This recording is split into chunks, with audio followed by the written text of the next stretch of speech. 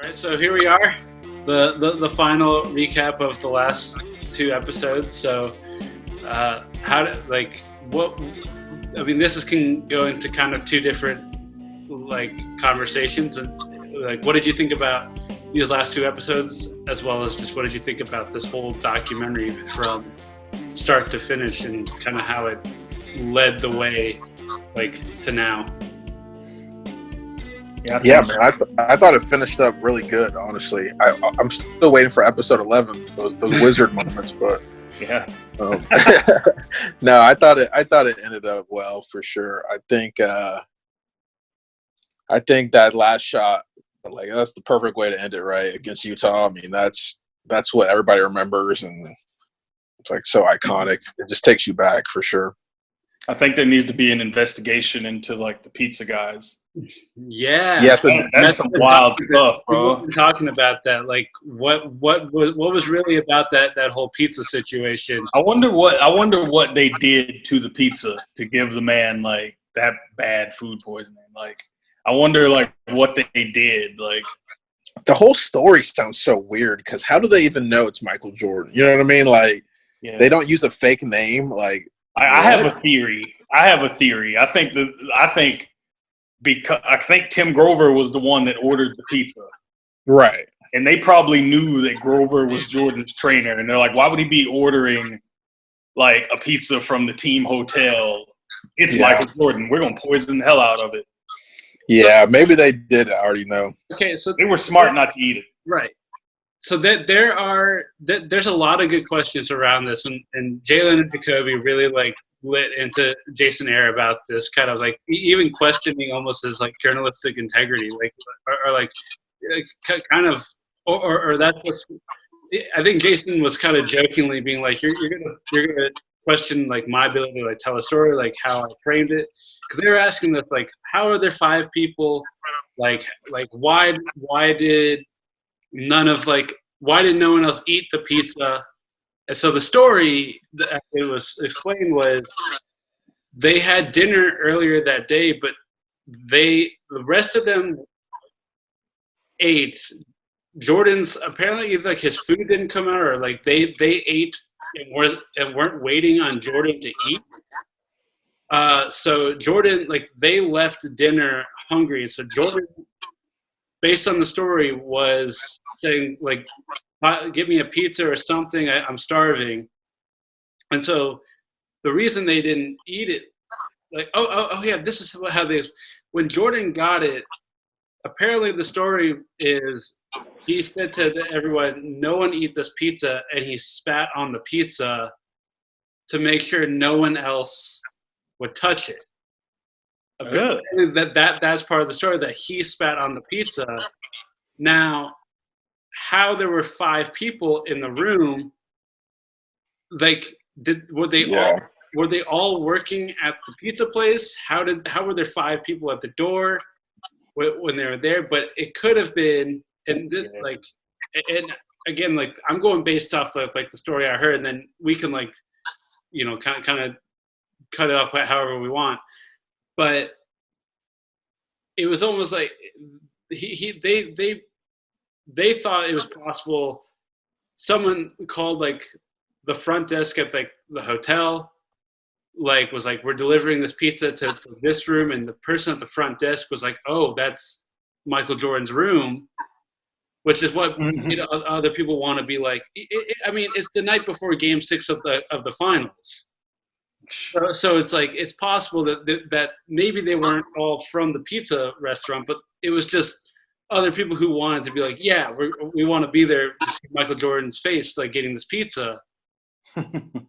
Yeah. At the same time, I can also reason that if you, who knows, what the person who was making this pizza, if they're a huge Jazz fan and made the pizza, right.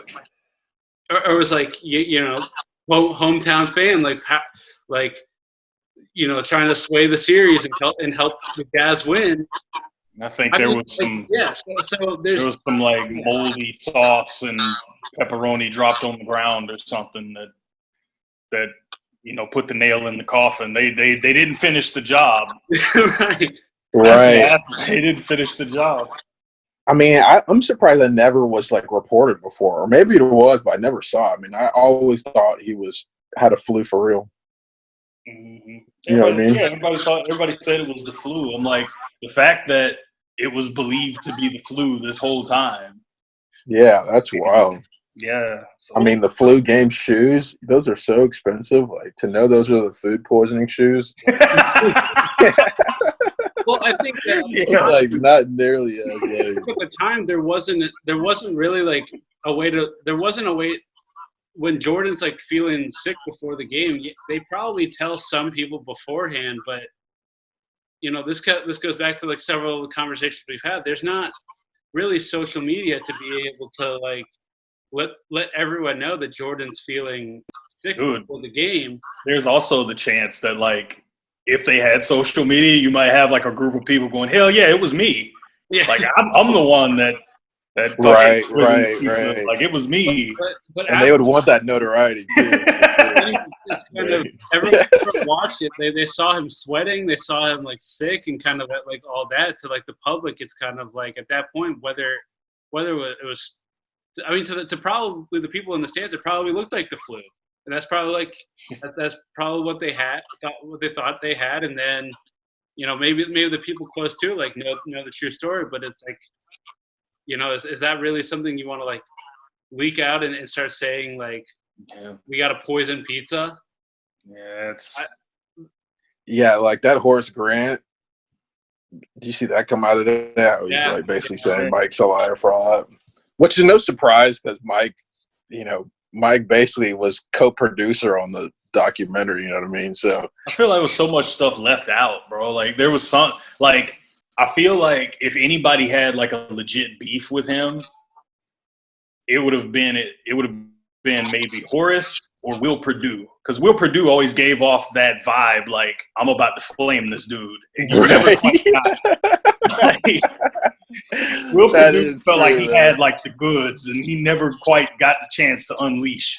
Yeah, like Will basically just talked about the gambling a little bit, but never really got to like. Well, I did read on that article where Horace is talking about it, how Jordan was saying he was a snitch and left out the people who said anything negative. Here's the thing: I'm not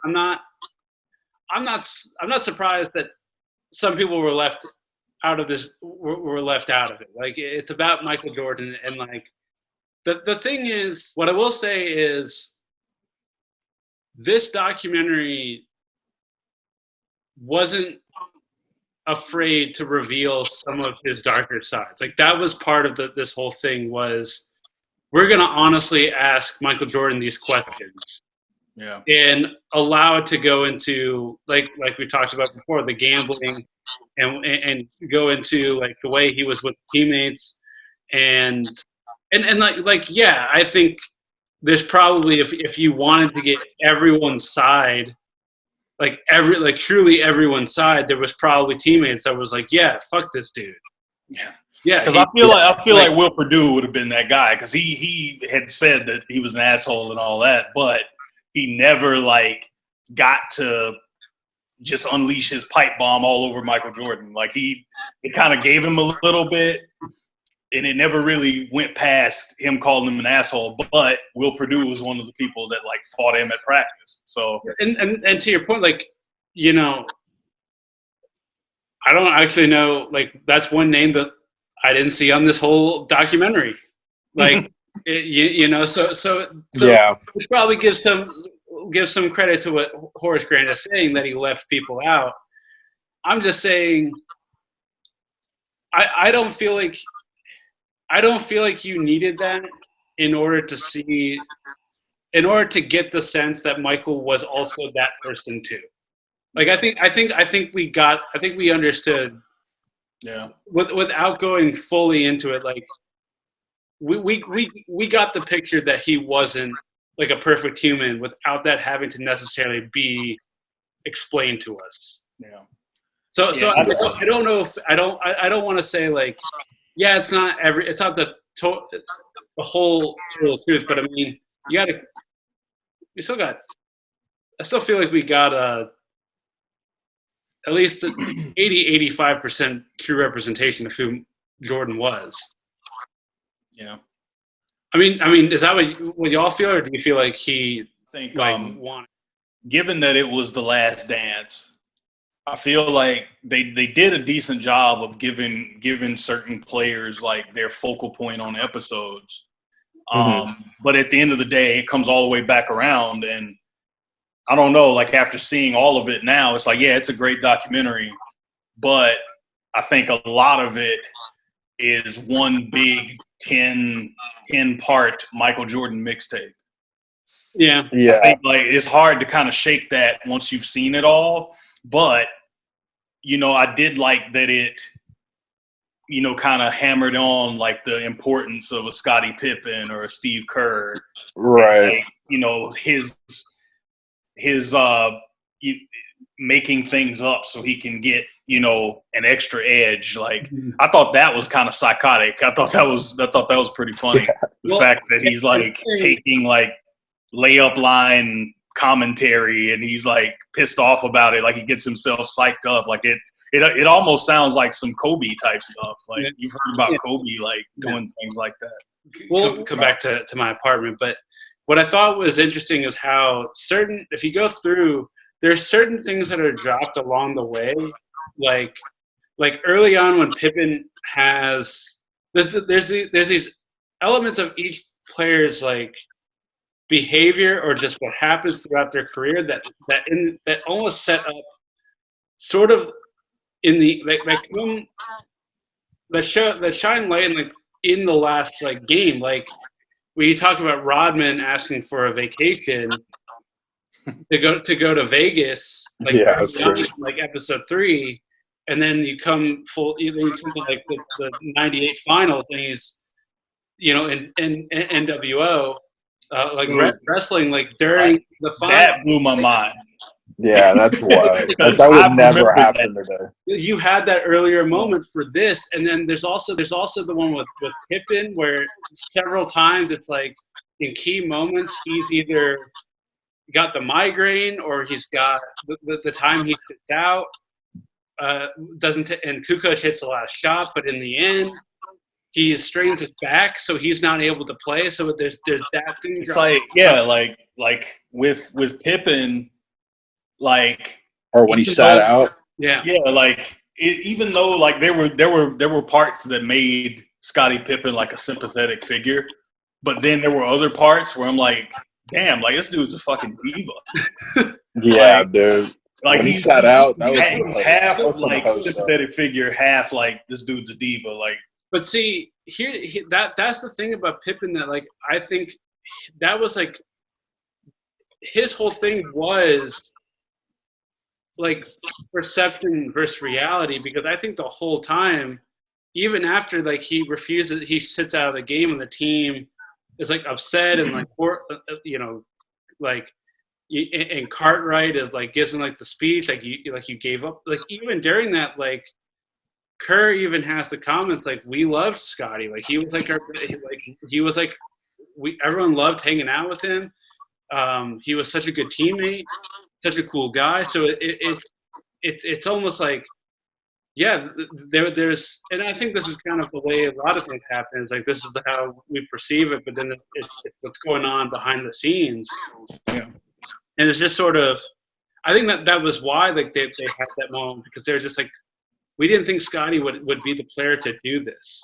But then even there was one of the talk shows like after that I was listening to where they were talking about Scottie, like the first, even post career, being with ESPN, and they were mentioning how like he seemed like kind of a diva then, left and then came back, and now he's on the jump, and how he's like now he's honestly playing more like a role player on the jump and being like kind of like yeah. So, but in that way, he's coming across way more like likable and like believable.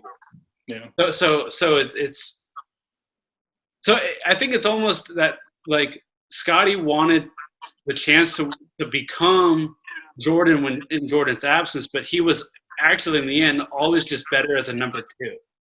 Yeah, I think a lot of that acting out was part of the whole like I want to prove that I'm more than just Michael's Right. sidekick. And then, Yeah. then I mean, he was having a hell of a year that year for sure. Yeah, and then like the '94 series happens, and Scotty may have been having a good game at the time, and then they go, yeah, so the last shot's going to Kukoc. Yeah. And so he's probably looking at that like, y'all wouldn't do that to Michael. Right. Like, I'm in that position now. Like, I'm the dude. So, like, why am I not getting the shot? So rather than, like, make a big thing about it, he kind of just goes, well, you know what? Fuck it. I'm out of the game. But then in the end, I was surprised that he said that if he would do it all over again, he would still do it. Like, Yeah, that was weird. amazing. Yeah. He was like, I kind of wish it didn't happen, but if I could go back, I'd do it again. And I'm like, wait wow. a minute. Seriously, dude? Like, Well, What? Not now. you said Here's that the thing. after winning 6 titles. Yeah, love how it ended. Yeah, like, here's the thing, though. What do you think would have happened had this story come out about him refusing to go back in the game? Like, he refuses to go back in the game, and then say Kukoc misses the shot. well, right. I mean, What do you think happens there? well, yeah, then Phil's kind of eating his words. But the thing is, though, I'm sure Phil's feeling good once Kukoc hit it. You know what I mean? It's kind of like, I don't and think Scotty, I'm sure he felt like an ass. It makes you feel even worse, I'm sure, once Tony hits it. Because like they said in the documentary, they had just won the game, and they come back to the locker room. It's like they lost. Yeah, Like, it feels like they lost. Here's the thing. That might be a reason for management to actually look into trading him. I mean, I don't. yeah. I I mean, know. the chemistry. The thing is, I don't know if you're quite at that point because Scotty's not really like. He's kind of. He's not really at like the peak of his frustration to where he's like demanding a trade, but it still gives management a reason to say like, hey, he gave up on us, and he's a really valuable player that's being underpaid. We all know that. So like Right. maybe that gives like it could come down to as simple as that. Like now the locker room doesn't know how to like coexist with him like in the moment, and he gave management enough like reason to say, hey, you've got this really talented player, who wants him? His trade value would have been super high back then. I mean, if they had said, you know what, because of this, we're trading him, like they probably could have pulled. Oh, his They trade probably could have pulled value trades that they want. was high when he demanded the trade. The thing is, he said like they weren't going to do it. Yeah. Right. Who wasn't going to trade for Scottie Pippen if he was available? Yeah. That's true. But he was due for his money anyway, though. That would have been a pushing the can down the road. You know what I mean? Like for the next person. Yeah. Yeah, but I think, well, different times. I think like nowadays I would have like that's what every player would do is like get me off of this team, and it's the whole like, will you resign like after the, but like if you've got a team that's like a contender, they might do that deal and be like, sure, we'll take on the contract and then see, and then like it's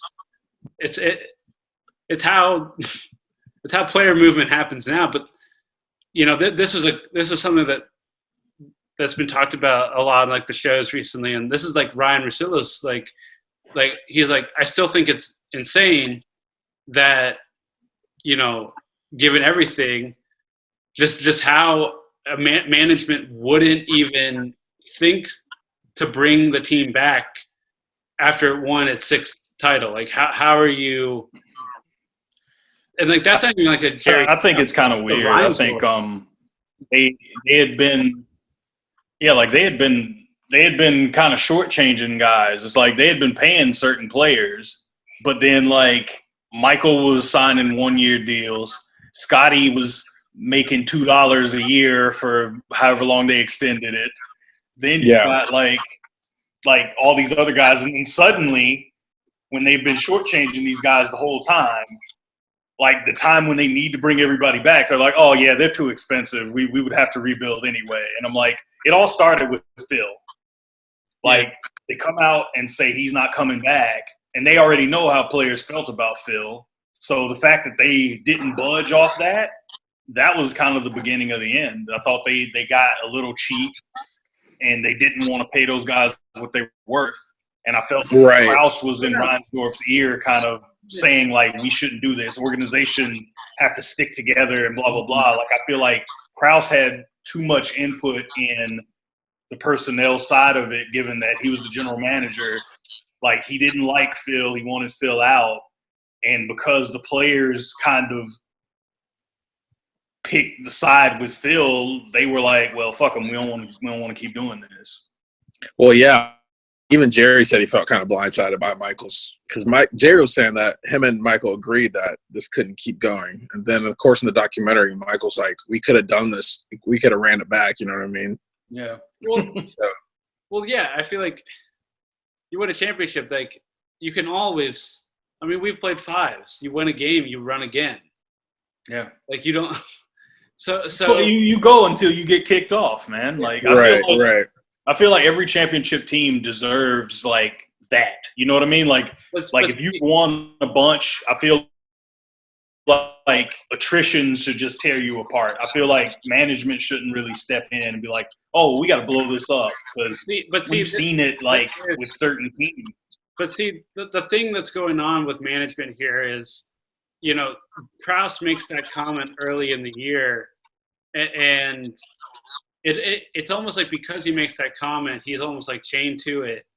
And, you know, you could see like even from the beginning, he wanted to bring in like the next coach because he brings Phil in off the like from a background that where Phil wouldn't have gotten a job any other way. So it's and we've talked about this before where it's a situation where he can like where he can operate under like Jerry's thumb, but of course he starts getting the support of the players, and Jerry doesn't like that someone else is starting to like get too big or get bigger than him. So he feels like Jerry feels like I put this team together, and you know if we get a new coach, like maybe. And I think, I mean, he's mad that Michael's getting the credit too. So he kind of knows where this is all headed, you know. But like when they win the title, because he's already made that statement that if he decides to bring Phil back for one more year, it's almost like, well, now at this point he's sort of eating his own words, saying championship, it's all about the organization, and the way to kind of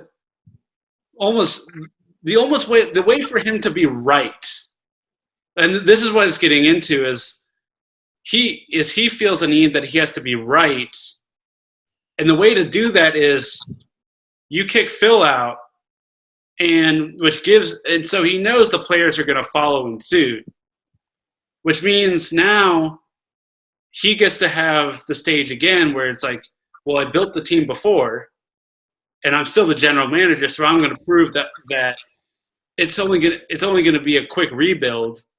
And I mean, Michael gets like has the iPad where he's watching Krause like make that statement. And he's like, "Really? Like, yeah, that really went well for you." So it's like hiring Phil was Krause's deal. Like he was the one that felt like Phil would be the guy, right? Yeah, that's why it's more complicated. Like it's complicated because eventually he kind of like sours on Phil, even though Phil's been the one that has gotten all the pieces to click and they're winning. And then like, you know, it's really just a matter of like pride and ego, really, because if he, like I said, if he hadn't hitched his wagons to the whole organizations win championships and they're the main reason why this happens. If he didn't sour on Phil and tell Phil, like, at the end of the year, like, we're done with you, then it wouldn't be the whole domino effect because Mike would only come back if Phil was back. Right. So if you wanted to keep Mike, then it should be easy to be like, well, fuck it, we hired Phil in the first place, so why don't we just keep him? So, like, the fact that you were so, like committed to saying Phil is out, even though Phil is like the main reason that this team is playing so cohesively. Mm-hmm. Like the fact that you're so willing to try and distance yourself from him and Mike is telling you, if you get rid of him, I'm gone. Like, y'all can't go back after the fact and be like, oh, well, you know, we'd love to bring the team back. Right. Well, apparently Jerry had already been during that year, like preparing for the, you know what I mean? Like flirting with Tim Floyd and like the whole deal. Like he was already preparing to blow this whole thing up. Yeah, apparently he was love to know like what exactly was between Krause and Phil, where he was like, like, because I think honestly they like where it went sour. Yeah. Like I feel like they would have loved to have had Michael come back if Michael wasn't so attached to Phil. They would love to ride that gravy train as long as possible. Yeah. So, like, if they could keep Michael while also, like, booting the coach that he wants, you know, it's kind of stupid of them to think that, though, because it's like if he's letting y'all know if Phil's gone, I'm gone. It's kind of hard for you to try and act like, oh, he'll agree to come back, no problem. Right. Like he's already letting you know, like I'm done with that. Like I'm not about to do that. So I feel like they just had way too much pride, and they could have brought the team back. And who knows? I mean, if they came back in '99, we could have seen like Bulls Spurs in the finals. Yeah. Yeah. And who knows? Like say the Bulls actually lose that. You know, like. Well, what's interesting about that is like, and you know, Kobe talks about this in like his segment where it's like, you know, it was an older league when he came in like, yeah. and the difference between 98 and 99 is almost like two completely different worlds. It's literally like two different leagues. It's not even just because of the lockout that happens that year. It's like when I think about 98, you're talking. It's like Karl Malone and Jerry or Stockton. Sorry, we're saying Jerry a lot, but and it's Jordan, Pippen. Like you still have like when I hear names like Chris Smits or like Chris or sorry, that might not be as, but like Smits and Nolan, all of these just sound like so long ago, and then a year later you're dealing with Tim Duncan. You're starting to see this next like wave of players like that are going to emerge like later, like developing. You've got Kobe developing. You've got McGrady.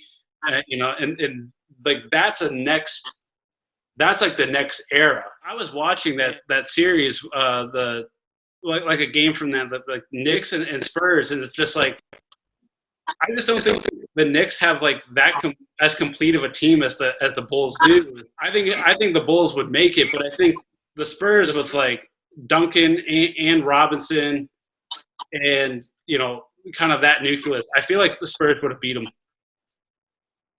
Yeah, I mean, it's possible.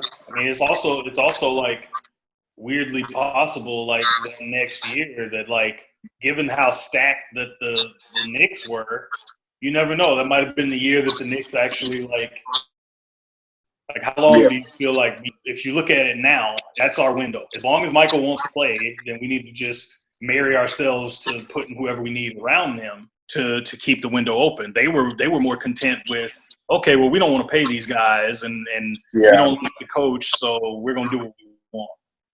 I mean, that's true. Everybody's deals were up. I mean, Steve Kerr when he got his money. I mean, everybody, like, you know. But the thing is, those one-year deals, though, like, if they could have worked that out. It's crazy that Michael's, like, do, like, 35 and 99. Yeah. That's a lot of money right now, let alone 99. Like, wow. and Mike made a good point with that. I liked what he said about, like, we had just won 3 in a row. Like, you don't think they would have took those deals? So, right. You know, I feel like I'm with Mike on that. I'm like, he's saying, like, you don't think they would have took those deals if we all sat down here? Like, yeah, even Scotty, if everybody came back, like, that's hard to think. You never know. Scotty would have been the one to be like, fuck it, I'm gonna go sign with Miami or something. He was getting older. He might have just said, I'm ready to get my money now. Do you think that in the end, that's another thing that they were saying? Like, do you think in the end it happened just kind of like, I'm not trying to say I don't think they should have like had another chance to get 7. I'm just saying, just in totality, like what happened, like it makes sense, like in the end. Or do you like? Yeah, I don't know. I just feel like, given where the guys were, considering like what happened after the fact, because I mean, Scotty played until like what, 2004, and then Scotty played for a while longer. Like he played with like Houston and then Portland, and then I think he went back to Chicago like his last year or whatever. So it's like you still would have had that. I think Steve Kerr won the championship the next year with the Spurs. Yeah. So like, and then crazy. I think what they may have still had. Did they still have Kukoc after '98, or did he leave after '98? No, I think Tony stuck around for a little while. Yeah, because I feel like he stayed and he went to like Atlanta and Philly and all those teams. Yeah, I mean, it's just like a bummer not to see it play out. I mean, even like the Warriors dynasty, like you'd rather just see it kind of fizzle out like it has. You know what I mean? Than But just like even like the way it all happens, where it's like now Kerr's on a different team. Like Pippen goes to Houston, Rodman's on. It just you always want to get that last run, and I'm saying if they come back the next year, and I know Jordan comes back with the Wizards and kind of like muddies this anyway, but it's like, don't we get the perfect last image of Michael hitting that shot? Yeah. It's like if and this is kind of why, like, I'm just saying, like, the totality of like the story and everything, narrative, like what happened is that what makes sense, like the way it happened. Yeah. No, I mean it ended the way it should have, everything considered. I mean that's the best way it could have ended. Jordan just couldn't stay away. So I mean, right. I mean, Michael even said it, like, I'd rather walk off the court, instead of being dragged off it. Even though he went to the Wizards and was definitely not the same Michael, but still, you know what I mean? Yeah. We never saw Michael just a terrible player, you know what I mean? Even Wizards, he was diminished, but he wasn't like terrible. Yeah, we didn't see him the same way we saw like guys like Kobe and Dirk and all them like go out, like where they're like shells of themselves. And, I know. Seriously, though, like not nearly the same. 32%, and Dirk is shooting like 35%, and you're like, what the hell's going on? Like, Yeah, man. Both of those, especially. Damn, 20 years on a team. That's crazy. I would much rather see them just ride off into the sunset than have them stay, and then they're like I said, they're shells, and they're, people kind of forget what it was like for them in their prime. Like, you don't want that. Yeah. Yeah, that's true. Because a lot of guys are like, man, I want you to remember my best years. I don't want you to see me like. And to think, I mean, Michael Jordan was in the playoffs like every year of his career until he had that 3-year hiatus, and he comes back with Washington, and he doesn't even sniff the playoffs. So it's like, we had to sit through that. It's like, he may not have wanted to get dragged off the court, but, one of the things about Michael is that he was a winner. So, like, he goes out on a loser. So it's almost like, even though physically he could still get it done, like, it's still kind of it's the part nobody wants to talk about.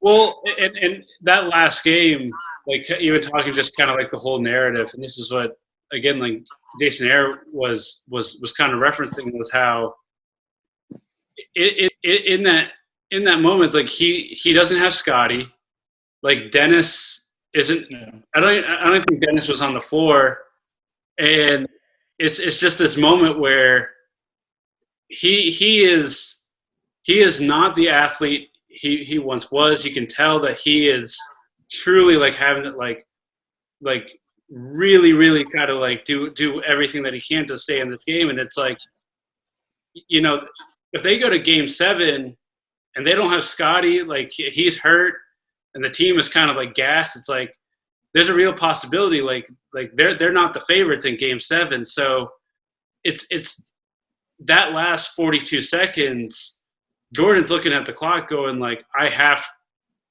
to do this here. Yeah. And it's why that moment is so crazy, because he's looking at the clock going like, this I have 42 seconds left to like make one last like great run, and it's like that sequence right there is just it's and right now it's he makes the comment in the documentary that like I had to now rely on like my knowledge and like my ability to just win games. Yeah. And like sitting and waiting for that moment to be able to like have a run like that. And so like that's also just what makes that whole thing just so iconically special. Yeah, I mean, that's the thing. Like, even that last shot, like, everybody knows where the ball's going. It's just crazy how I think of the defensive plans in some of these games. I'm just like, how do you just let him have, like, some of these situations? Like, like, how do you triple team his ass? Just let him get the ball. Right. Like, at least let Steve Kerr hit the game winner. You know what I mean? Like, I don't know some of these defensive situations. I'm like, how do you let him just get a one-on-one? Like, right. But like I was watching that, even like the layup at the end, he puts his head down and goes for it. Like Kerr's in the corner, and I guess the guy just doesn't want to leave him because they're up by 3. So it's like we'd rather let them get the 2 than like give up the 3 and let them tie it up. But like, but yeah, I mean, in that moment, it's kind of if you're Jordan, like the other way to kind of think about this is as the Jazz player, like who is Jordan like trusting? Like not even because he doesn't trust his teammates. He's seen his teammates hit shots, but in that moment where like everyone's gassed, it's like if it's me, if I'm Jerry Sloan, I'm like, look, Michael's not catching this ball. That's what I'm saying, man. The fact that it was Jerry Sloan and that wasn't the strategy is a head scratcher. Like, even if Byron's the best player on the team, I mean, the best defensive player, it's like still, man. Like, still. And yeah, like I saw that like as he's coming up the court, they all point to their guys, and then there's this moment where like Brian like slides over to guard him, and they're just kind of like there's almost like this moment like, you got him, and he's like, yeah, got him, and like he's in place, like defense ready. It's like locked in for like the possession of his career. But yeah, it's kind of like all of his teammates just kind of like go like, we got you, like this is your moment, and they kind of like leave him on that island right there. Yeah. And yeah. Yeah, man. I mean, it all kind of plays into that whole like Brian Russell talking trash to him when he's retired. Oh yeah, I love that story. I'd never heard that before. Yeah, so I was like, "Yo, come get your boy." Yeah, so like honestly, if Pip was in the game and he's like sitting there with a bad back, there's no way in hell I'm not forcing the ball to Scottie Pippen. Right. Yeah. I'm forcing right. Yeah, exactly. Let Scottie try and make his own moment, like atone for 94 if he wants to. But like, I'm not letting Mike catch that ball. Like, I'm face guarding him and I'm chasing him all over the court. Like, we're just. When he does, like, collab double team his ass, like they let him size him up, make the move, pull back, and shoot it. Yeah, like, no way. Like, man. I know you probably have faith in Brian Russell, but should have never got to that point, man. No, never got there. But I mean, the thing is that move, the way that whole play comes together, just like that entire, just even that move is just such a graceful, like Jordan move. Like, I don't. Oh, the push off. I love how he didn't even admit it. He was like, he was going that way. What did he say? He was like, he was going that way. But his momentum was already carrying that way. I can. Yeah. Like, the only argument you can make that it wasn't a push off is because Brian Russell was playing in like some New Balances or something, and he goes to like plant that foot to recover, and his foot just completely goes away. Like, he just slips and falls.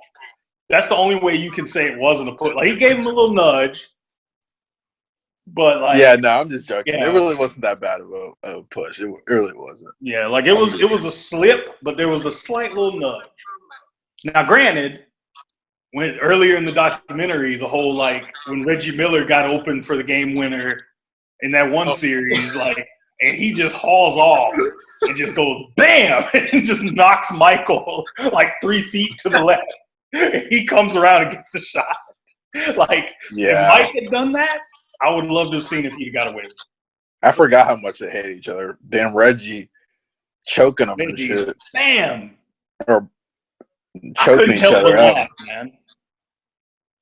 Yeah, man, that was wild because Reggie did not give a damn about Michael Jordan in that moment. He was just like, bam, get off me, and then turns and hits the shot. Like, yeah, that is illegal. What Michael did, it's fine. Those Pacers teams, man, I forgot how good they were. Yeah, Rick Smits and Mark Jackson.